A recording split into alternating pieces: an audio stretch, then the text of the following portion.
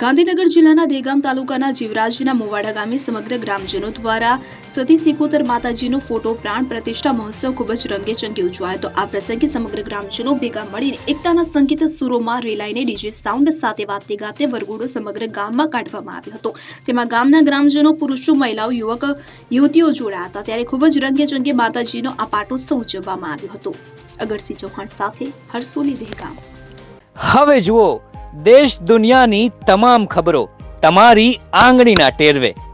ઉઠાવો મોબાઈલ અને Google play store પરથી ડાઉનલોડ કરો અમારી CN24 ન્યૂઝ મોબાઈલ એપ।